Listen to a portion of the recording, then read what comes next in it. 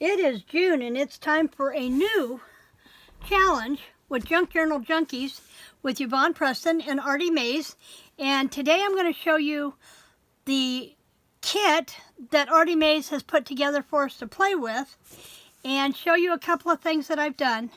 And then tomorrow, this is going to be our Tag Tuesday project. So let's get started. Hi, I'm Kelly and welcome to Kelly's Creative Dream Studios. And today, this is the kit that ArtyMaze created for us this month. Remember, we had one from her last month, and the color palette is very similar. So as I put this together, I may wind up using parts of last month's as well as this month's kit in my projects.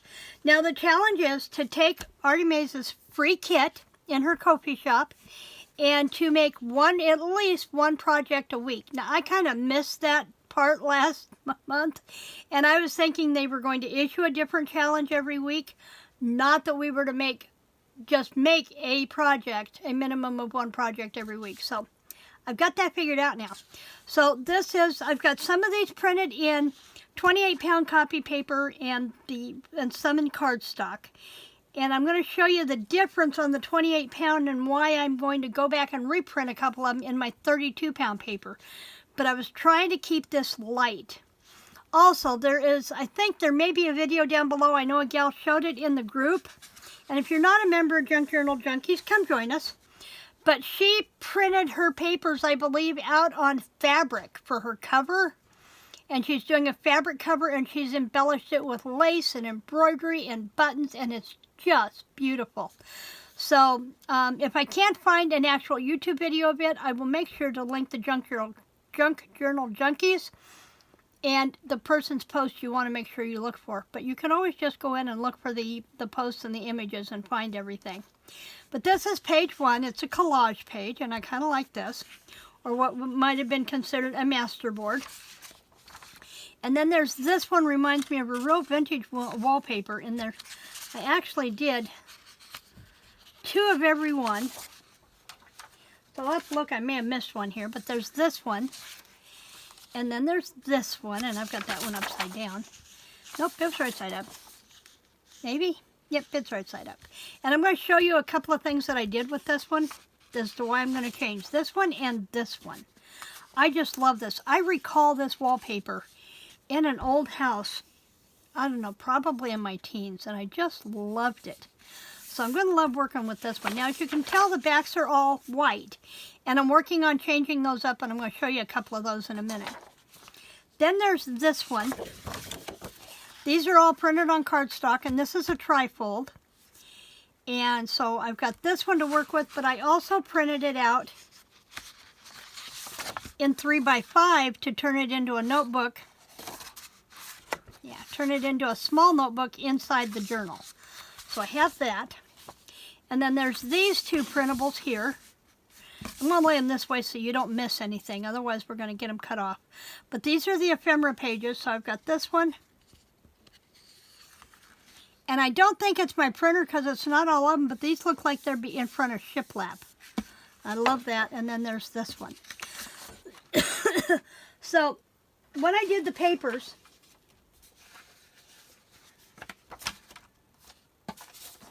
I did that one that I did this one first. And at first I had misted the back of it with coffee, and it was too light. I mean, my husband's coffee is not light by any means. It's crude oil. And he drinks Death Wish. And the espresso beans he ground are really dark, and they didn't do anything for the paper. So I came back in with a nutmeg that I made with Tim Holtz inks. No, paper. I made this with nutmeg paper. Paint, geez, nutmeg paint. And did this, and it was really too dark. But I think by the time I add stuff to it, it will tone it down a lot.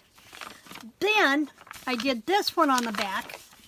And this one you can't hardly see, but I did it with the Tattered Angel Shimmer Mist in Golden Sunshine. Now, why it has a pink label for Golden Sunshine, don't ask me. But I like the sparkly effect. So I'm going to test some more colors on the backs of these. The other thing I'm going to do with these is I have this book. It's Reader's Digest from 1974. And I told my husband, I said, it's an old Reader's Digest. And then I thought, oh God, 1974. I was in 9th grade. It wasn't that old, but I love the vintage tone to this. And it's going to work so well with these. And I think my journal is going to be about the size of the book page, because I envision tearing these out. Let me grab one of those in the paper.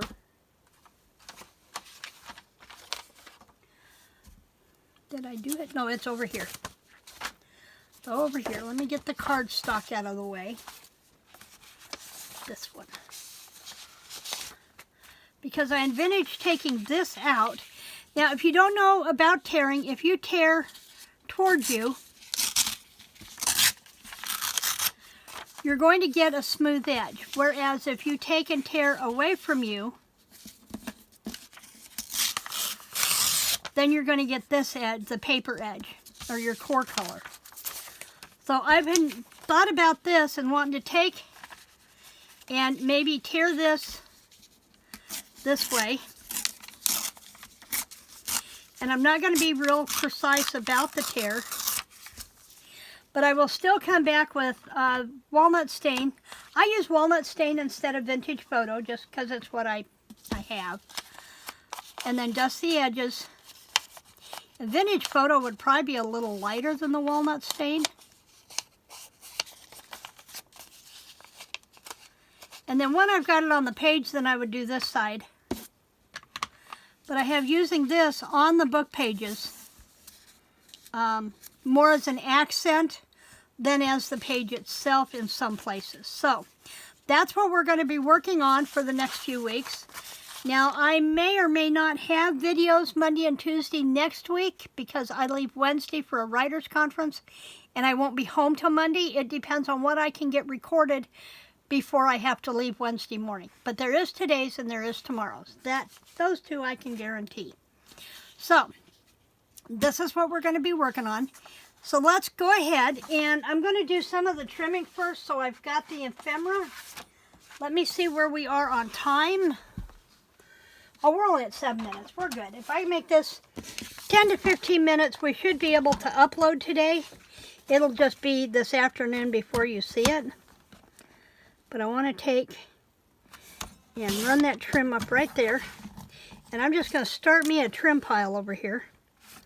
And one thing I do like about Arty is she's really good about trying to line things up so you can get nice even cuts. Now see, this one will trim there, but I'm going to have to slide it over. If I do that, I'm going to have to come up here and do this one because they don't line up. So I can do that. And then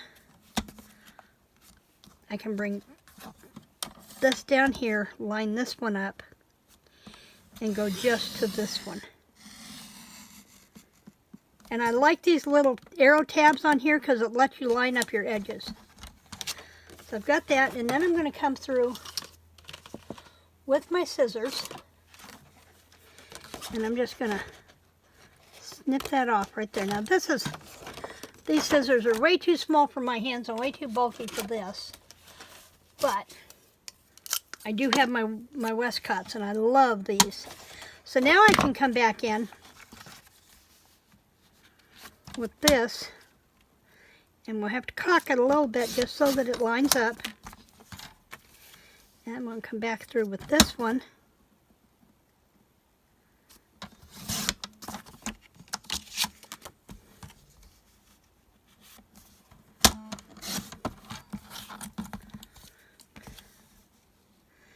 And we'll get some of these ephemera pieces cut out and ready to roll. I also have my tag bases over here cut and ready for tomorrow, so all we have to do is do some glue and design and we'll be ready to go.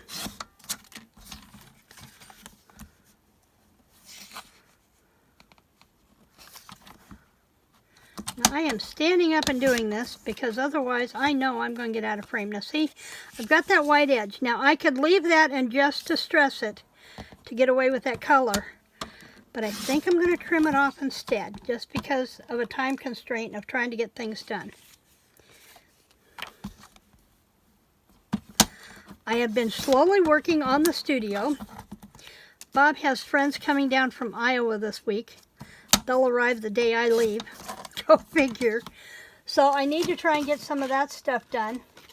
And you know, this has got a scalloped edge, but I think I'm going to go through here and I'm going to use my zigzags and cut it off at a zigzag. And I've got some stuck inside that paper.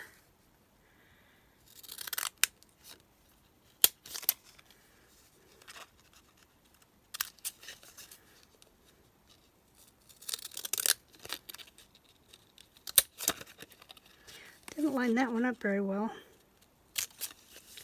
Almost need to take the